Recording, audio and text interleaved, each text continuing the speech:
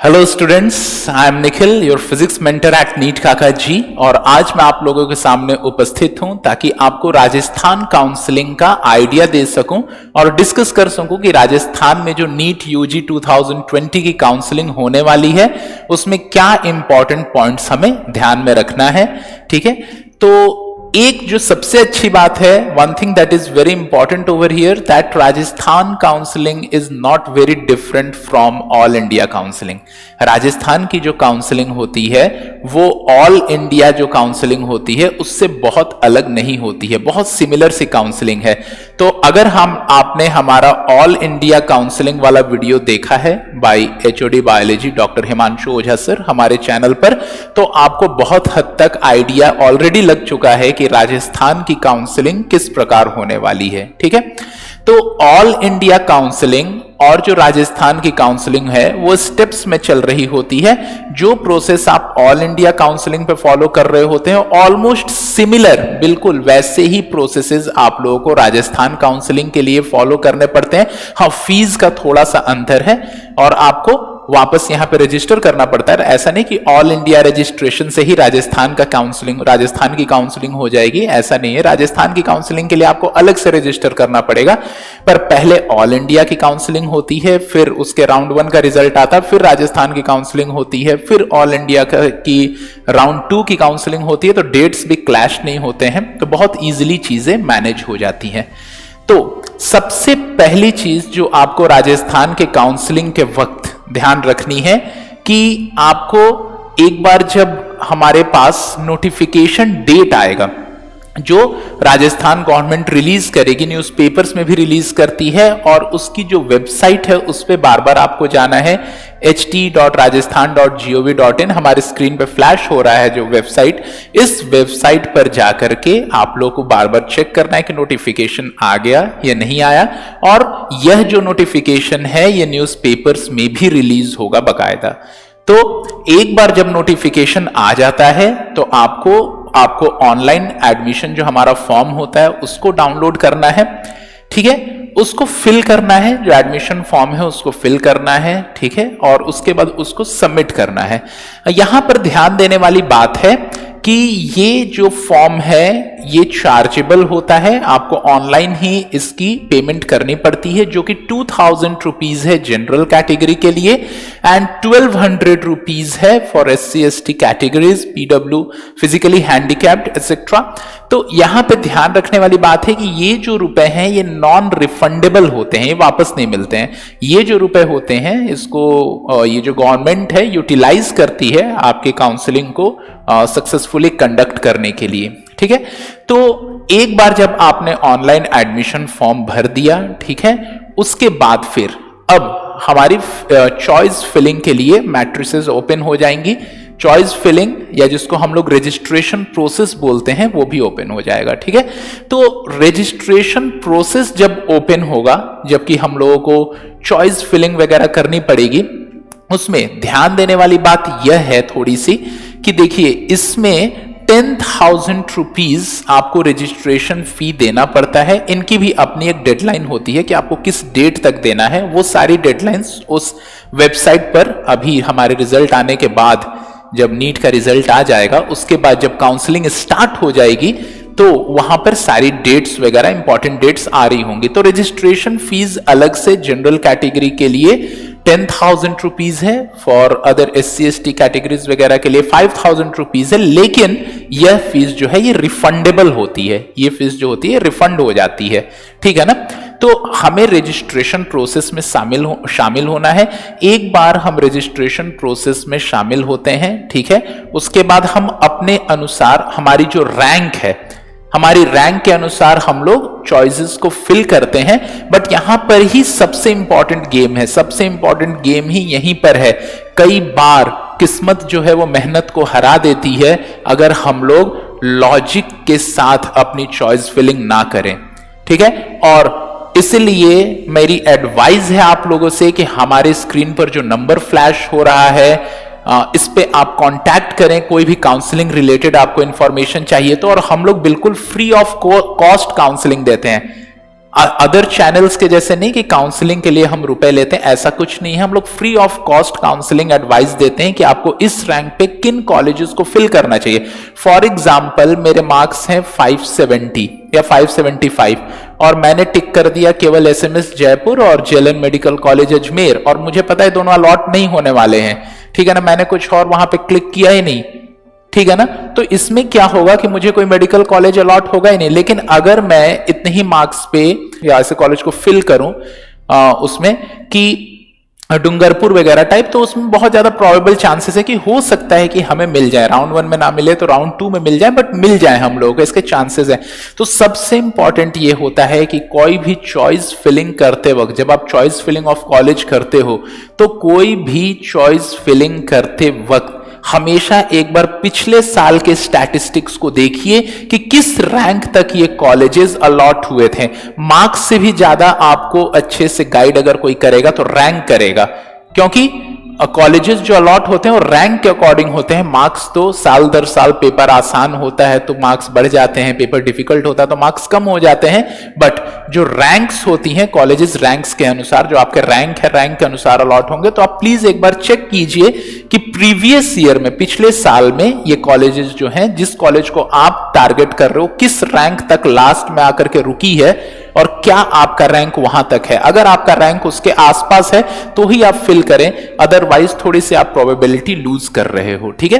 तो सबसे पहला स्टेप जो मैंने आपको समझाया कि गवर्नमेंट की वेबसाइट पर और न्यूज़पेपर्स में भी काउंसलिंग के रिगार्डिंग नोटिफिकेशन आएगा।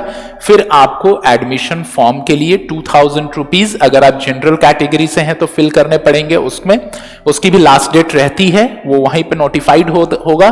और अगर आप किसी और कैटेगरी से, SC ST वगैरह कैटेगरी से, तो आप 1200 रुपीज, और ये नॉन रिफंडेबल होता है, ठीक है। अब नेक्स्ट स्टेप क्या है कि एक बार आपने इस प्रोसेस को कंप्लीट कर लिया तो जो डेट्स वहां पे होंगी उस डेट के अकॉर्डिंगली रजिस्ट्रेशन ओपन हो जाएगा। एक बार रजिस्ट्रेशन ओपन होगा तो आपको सीट की चॉइस फिलिंग करनी होती है। जब आप सीट की चॉइस फिलिंग कर लोगे और उसमें भी रजिस्ट्रेशन फी और आपको जमा करना पड़ता है, जो कि रिफंडेबल होता है, 10,000 for general category and 5,000 for SC ST category and physically handicapped etcetera, ठीक है। तो एक बार जब ये रजिस्ट्रेशन फी आपने जमा कर दी, ठीक है ना, और आपने जब कॉलेजेस को फिल कर लिया, एक बार जब आपने कॉलेजेस को, जो भी कॉलेजेस चॉइस फिलिंग थी, आपने चॉइस फिलिंग कर ली, उसके बाद फिर रजिस्ट्रेशन फी की जो लास्ट डेट है तब तक आपने रजिस्ट्रेशन फी सबमिट कर दी, ठीक है ना।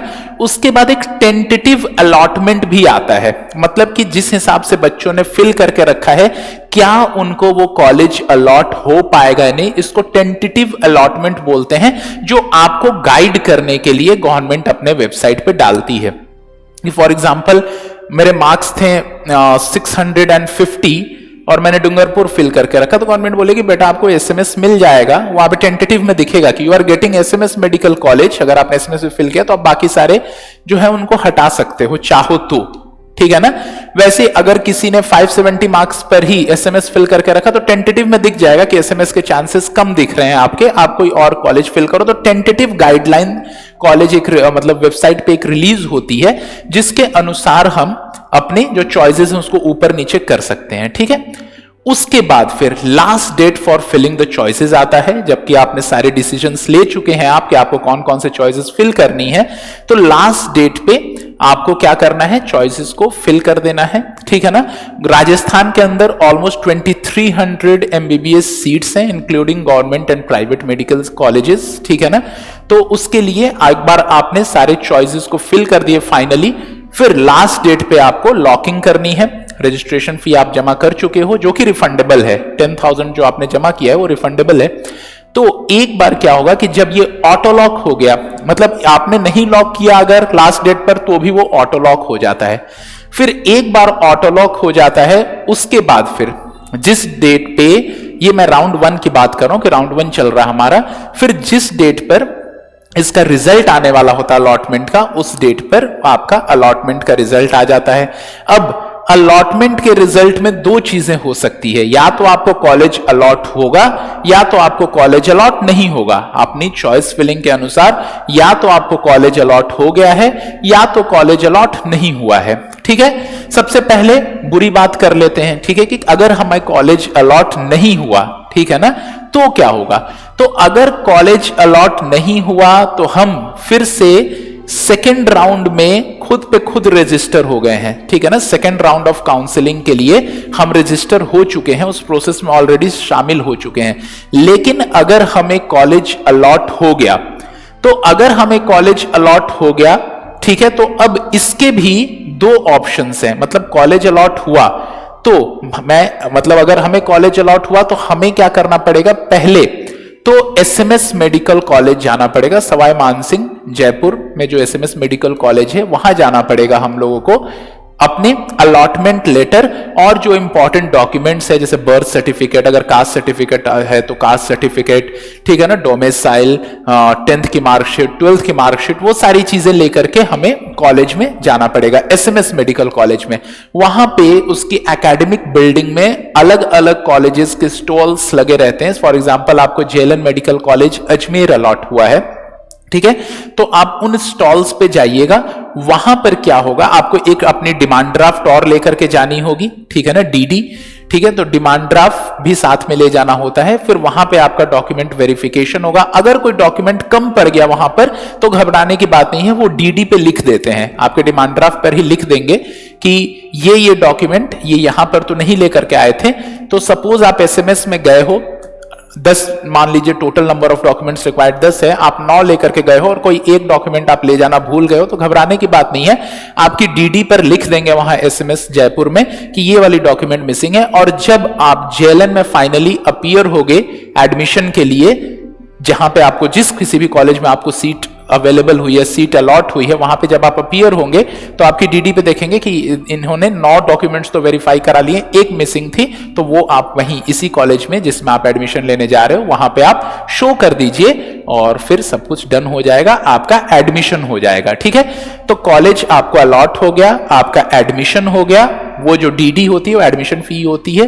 तो एक बार आपका जब एडमिशन हो गया उसके बाद फिर क्या होगा, अब अगर आपने चॉइस फिल किया हुआ था और कोई इस एडमिशन के बाद भी अगर आपको कोई और बेटर कॉलेज राउंड 2 में अलॉट हो जाता है, जिसको अपग्रेडेशन प्रोसेस बोलते हैं, तो आप उस कॉलेज में अपग्रेड कर सकते हो। तो सबसे पहली चीज क्या थी कि अगर आपको कॉलेज अलॉट हो जाता है, तो कॉलेज अलॉट हो जाता है तो इसके दो ऑप्शंस थे। जब कॉलेज अलॉट हो गया तो या तो आप एसएमएस जयपुर में जाकर के रिपोर्टिंग करो, डॉक्यूमेंट्स वेरीफाई करो और जो कॉलेज अलॉट हुआ है उसमें एडमिशन ले लो। जब आपने उसमें एडमिशन ले लिया तो ऑटोमेटिकली आप राउंड 2 के अपग्रेडिंग प्रोसेस में शामिल हो गए। राउंड 2 जब काउंसलिंग की होगी तो उसमें अपग्रेडिंग प्रोसेस होगा, तो अपग्रेडिंग प्रोसेस में आप शामिल हो चुके हो। कि अगर और आपको कोई बेटर कॉलेज अलॉट हो जाता है तो आप उस कॉलेज को क्विट करके बेटर कॉलेज में जा सकते हो, ठीक है। लेकिन अगर आपने रिपोर्ट नहीं किया, अगर कॉलेज अलॉट होने के बाद भी आपने रिपोर्ट नहीं किया है, तो यहां पे समस्या ये होगी कि राउंड 2 में आप ऑटोमेटिकली शामिल नहीं होगे। फिर राउंड 2 के लिए आपको री रजिस्टर करना पड़ेगा खुद को, ठीक है ना। तो राउंड 2 में आप वापस शामिल नहीं हो सकते हो, राउंड 2 में वापस सारी फीस वगैरह भर के और राउंड 2 में वापस खुद को रजिस्टर करना पड़ेगा, ठीक है। तो फिर से समझिए कि एक बार आपने सारी चॉइसेस फिल कर दी, वेबसाइट पे सारी चॉइसेस फिल कर दी, और अगर आपको दो चीजें, अब सारी चॉइसेस फिल करने के बाद लॉकिंग हो गई सब कुछ, अब allotment of round 1, allotment of seat of round 1 का जब रिजल्ट आया तो दो ही चीजें हो सकती है, या तो आपको किसी गवर्नमेंट या किसी मेडिकल कॉलेज में सीट अलॉट हो गई होगी या तो सीट अलॉट नहीं हुई होगी, ठीक है। अगर सीट अलॉट नहीं हुई है तो आप ऑटोमेटिकली राउंड 2 की काउंसलिंग में शामिल हो चुके हो। राउंड 2 पे वापस जाकर के राउंड 2 की जब काउंसलिंग होगी तो उसमें आप रजिस्ट्रेशन वगैरह कर सकते हो। लेकिन अगर आपको सीट अलॉट हो गई है तो इसके भी दो ऑप्शन है, या तो आप रिपोर्टिंग कर सकते हो एसएमएस मेडिकल कॉलेज में जाकर के, या तो आप रिपोर्टिंग नहीं करोगे। ज्यादा बेहतर यही होगा कि आप रिपोर्टिंग कर दो जाकर के, वहां पे जो भी कॉलेज आपको अलॉट हुआ वहां एडमिशन ले लो और फिर आप अपग्रेडिंग प्रोसेस में अपने आप शामिल हो जाओगे, ठीक है। लेकिन अगर आपने रिपोर्टिंग नहीं की तो फिर वहां पे कैंसिल कर देते हैं सब कुछ आपका, फिर आपको राउंड 2 में वापस री रजिस्टर करना पड़ता है, ठीक है। अब जो प्रोसेस मैंने आपको राउंड 1 के लिए समझाया, बिल्कुल सेम प्रोसेस जो है वो राउंड 2 के लिए है, वही चीजें एग्जैक्टली दोहराई जाएंगी। ठीक है। फिर राउंड 2 का भी रिजल्ट आएगा। राउंड 2 के अंदर भी बेसिकली यही होगा कि या तो आपको कॉलेज अलॉट होगा या तो आपको कॉलेज अलॉट नहीं होगा। कॉलेज अलॉट हो गया, आप रिपोर्ट कीजिए वापस जाकर के एसएमएस में, ठीक है, और वहां पर से अपने जो भी कॉलेज मिला है उसमें उसी प्रक्रिया से, जैसा मैंने आपको राउंड 1 में समझाया, आप एडमिशन ले सकते हैं, ठीक है। अब अगर आपको राउंड 1 में भी कोई सीट अलॉट नहीं हुई है, राउंड 2 में भी कोई सीट अलॉट नहीं हुई है, तो ये ध्यान रखना कि राउंड 1 और राउंड 2 ये दोनों ऑनलाइन राउंड्स थे, लेकिन इसके बाद एक मॉपअप राउंड होता है जिसको हम लोग ऑफलाइन भी बोलते हैं। ऑफलाइन ये राउंड होती है। इसमें जब मॉपअप राउंड होता है, ऑफलाइन होता है, तो इसमें बची हुई सीट्स जो होती हैं वो अगर कैंडिडेट्स, जो भी इंटरेस्टेड कैंडिडेट्स जिन्होंने कि मॉपअप राउंड के लिए रजिस्टर किया है खुद को, उनको ऑफलाइन मतलब कि खुद से एसएमएस मेडिकल कॉलेज में ही जाना पड़ता है। वहां टेंट्स लगे हुए होते हैं और वहां पर जाकर के आप लोगों को अपीयर होना पड़ता है। वहां पे अनाउंसमेंट्स चल रही होती हैं कि अब इतने रैंक से लेकर के इतने रैंक वाले आ जाइए। तो आप लोग जाते हो बिल्डिंग के अंदर, वहां पे बैठा करके आपको बताते हैं कि इन मेडिकल कॉलेजेस में सीट्स खाली हैं, क्या आपको लेना है। अगर आपको लेना है तो ठीक है, आप ले सकते हैं वहां पे, नहीं लेना है तो ठीक है। लेकिन मॉपअप राउंड में जनरली होता क्या है कि अगर आपकी रैंक अच्छी है, ठीक है ना, और मॉपअप राउंड में सीट्स मिली बची हुई हैं तब तो मिल जाती हैं, नहीं तो कई बार ऐसा भी अनाउंसमेंट हो जाता है कि आप अभी टेंट में ही बैठे हुए और ऐसा अनाउंसमेंट हो सकता है कि अब सारी गवर्नमेंट कॉलेजेस की सीट्स जो है वो फिल हो चुकी हैं।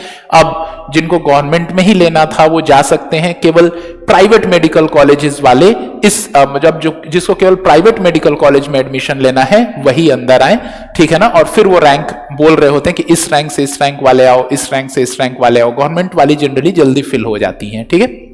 तो ध्यान देने वाली बात है कि मॉपअप राउंड जो लास्ट वाला राउंड होता है वो मॉपअप राउंड ऑफलाइन ही होता है। उसके लिए ऑनलाइन हमारे पास कोई भी मॉड नहीं है कि ऑनलाइन आप सीट्स को फिल करोगे या चॉइसेस फिल करोगे ऑनलाइन, ऐसा कुछ नहीं है। वो ऑफलाइन राउंड है जिसको कंडक्ट कराया जाता है एसएमएस मेडिकल कॉलेज में ही। उसमें टेंट्स लगे होते हैं, टेंट्स में जाकर के आपको बैठना पड़ेगा और वहां पे अनाउंसमेंट चल रहा होता है। उस अनाउंसमेंट में जब बोलेगा, मान लीजिए आपकी रैंक लाई करती है 13,000 से 17,000 के बीच में, तो अनाउंसमेंट हुआ कि 12,000 से 18,000 के बीच वाले आओ, ठीक है ना। तो अब आपको बिल्डिंग के अंदर जानी है, वहां पे जो बैठा रहेगा काउंसलर वो बोलेगा आपको कि जैसे आपने बोला कि एसएमएस में चांस है क्या, तो ऑब्वियसली 13,000 से 17,000 के बीच में एसएमएस में कम ही चांसेस होंगे। बोलेगा नहीं एसएमएस तो भर गया है, डूंगरपुर में एक सीट खाली है, आपको चाहिए क्या। आप बोलेगा हाँ मुझे चाहिए, तो टिक करके आपको अलॉट कर देगा।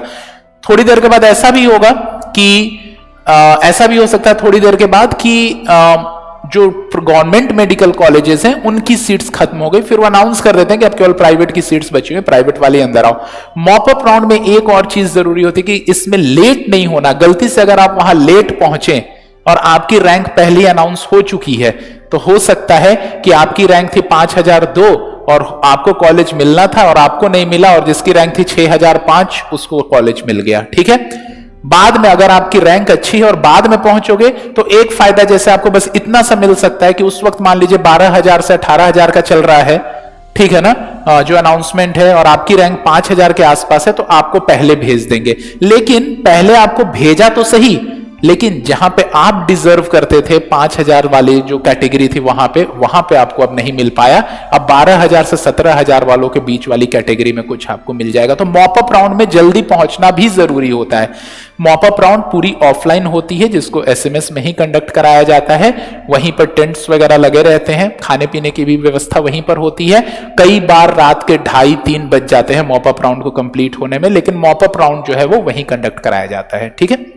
तो यह थी राजस्थान स्टेट की काउंसलिंग से रिलेटेड जानकारी कि सबसे पहले राउंड 1 होगा। राउंड 1 से पहले जो गवर्नमेंट की वेबसाइट है राजस्थान गवर्नमेंट की ht.rajasthan.gov.in, उस पर नोटिफिकेशन आ जाएगा, पेपर्स में भी नोटिफिकेशन आ जाएंगे। उन नोटिफिकेशंस को आपको देख करके और फिर जो जिस डेट पर ऑनलाइन एडमिशन फॉर्म जो आपका काउंसलिंग फॉर्म जब अपलोड हो रहा होगा वहां पे आपको काउंसलिंग फॉर्म को फिल करना है, रजिस्टर करना है, जिसके लिए 2,000 रुपीज जनरल कैटेगरी के लिए, 1,200 रुपीज अदर कैटेगरीज के लिए जो कि नॉन रिफंडेबल है, ठीक है। उसके बाद फिर आपकी नेक्स्ट प्रोसेस जो होती है वो रजिस्ट्रेशन प्रोसेस, कि आपको सीट्स की जो चॉइसेस है वो ओपन हो जाएंगी, ठीक है। वहां पे आप फिलिंग करोगे सारे चॉइसेस को। फिलिंग वक्त ध्यान रखना है कि जो कॉलेज आपके रैंक के रेंज में लाई करता है उनको आप प्रेफरेंस दें, क्योंकि बहुत हाइपोथेटिकल फिलिंग करने से कोई भी कॉलेज अलॉट नहीं होगा। यहीं पे आपके जो काउंसलर्स हैं नीट काका जी पर, ये जो नंबर फ्लैश हो रहा है इस पे आप कॉल करके पूछ सकते हैं कि मेरी ये रैंक है, मुझे कौन कौन से कॉलेजेस फिल करने चाहिए। बहुत इंपॉर्टेंट होता है कि आप थोड़े से प्रूडेंट होकर के थोड़ा सा इंटेलिजेंट वे में कॉलेजेस को फिल करो। एक बार जो कॉलेजेस हैं वो आपने फिल कर दिया और रजिस्ट्रेशन मनी आपने जमा करा दी, जो कि ऑफ कोर्स रिफंडेबल है, 10,000 for general category, 5,000 for other categories वगैरह। तो उसके बाद फिर क्या होगा कि एक बार जब ये, और उसके बाद फिर एक टेंटेटिव आ जाएगा आपके पास, टेंटेटिव रिजल्ट। उस रिजल्ट को देख करके आप गेस कर सकते हैं कि जो कॉलेज आपने फिल की है वो आपको मिलेगी या नहीं मिलेगी। उसको बोलते हैं टेंटेटिव काउंसलिंग रिजल्ट जो होती है, और टेंटेटिव सीट मैट्रिक्स भी होती है। उसको देख करके आप अपने चॉइसेस ऊपर नीचे कर सकते हो कुछ हद तक। लेकिन एक बार जब फाइनल डेट आ जाएगा जिसपे कि जिस दिन आपको चॉइसेस लॉक करनी ही करनी है, अगर आप नहीं भी करोगे तो ऑटो लॉक हो जाएंगी चॉइसेस। उसके बाद फिर राउंड 1 का रिजल्ट आ जाएगा। उसमें दो चीजें हो सकती हैं, या तो आपको सीट अलॉट होगी या नहीं होगी। अगर नहीं होगी तो आप राउंड 2 के रजिस्ट्रेशन में ऑटोमेटिकली शामिल हो जाओगे। अगर सीट आपको अलॉट हो गई तो सीट अगर आपको अलॉट हो गई तो आपको एसएमएस मेडिकल कॉलेज में अगर आप जाकर रिपोर्ट करते हो तो वहां पे आपको एक डीडी के साथ और सारे डॉक्यूमेंट्स के साथ जाना पड़ेगा, जो डॉक्यूमेंट्स आपकी स्क्रीन पर फ्लैश भी हो रहे हैं। इन डॉक्यूमेंट्स के साथ जब आप एसएमएस मेडिकल कॉलेज में जाओगे, ठीक है, डीडी के साथ, अगर कोई डॉक्यूमेंट कम पड़ गया तो आपकी डीडी पे ही वहां लिख देंगे। तो जब आप अपने मेडिकल कॉलेज में एडमिशन लेने जाओगे जहां पे आपको अलॉट हुई है सीट, तो वहां पे वो डीडी पे मिसिंग डॉक्यूमेंट्स जो उन्होंने लिखा था उसको आप वहां पे शो करा करके और एडमिशन ले सकते हो। तो ऐसे आपका एडमिशन कंप्लीट हो गया। लेकिन फिर भी आप अपग्रेड के प्रोसेस में शामिल हो गए कि अगर मान लीजिए कि जो सीट्स को आपने फिल किया था, तो अगर मान लो कोई आपको बेटर चॉइस मिल रहा है तो आप वहां से क्विट करके और अपने बेटर चॉइस वाले कॉलेज में जा सकते हो, ठीक है। लेकिन अगर आपने वहां रिपोर्ट नहीं किया कॉलेज अलॉट होने के बाद भी, तो वो सब कुछ आपका कैंसिल कर देंगे। फिर आपको री रजिस्ट्रेशन करना पड़ेगा राउंड 2 के लिए, ठीक है। एक बार राउंड 2 में एंट्री हुई तो राउंड 2 का भी प्रोसेस बिल्कुल सेम है राउंड 1 की तरफ। फिर राउंड 2 का भी जब सब कुछ समाप्त हो जाएगा, फिर फाइनली आपको मॉपअप राउंड के लिए रजिस्टर करना पड़ेगा, ठीक है। एक बार आपने मॉपअप राउंड के लिए रजिस्टर कर लिया, पर मॉपअप राउंड की जो काउंसलिंग होगी वो ऑनलाइन नहीं होगी। उसके लिए आपको एसएमएस जयपुर कॉलेज में जाकर के रिपोर्ट करना पड़ेगा ऑफलाइन बेसिस पर। और ये थोड़ा बहुत अगर आप देखें तो first come first serve basis जैसा होता है थोड़ा बहुत, क्योंकि अगर आप वहां लेट पहुंचे तो हो सकता है कि आपके रैंक के लिए जो के आसपास की जो अच्छी कॉलेजेस थी वो पहली आपसे बाद वाले जिनके रैंक है उन्होंने उसको ट्रैप कर लिया, और अब अगर आप लेट हो गए तो आपको कोई बाद का कॉलेज हो सकता है अलॉट हो, ठीक है। So this was all about Rajasthan counselling. अगर और आपकी कोई क्वेरी है तो प्लीज कमेंट सेक्शन में आप लिखिए, उसका भी समाधान किया जाएगा। Okay, thank you.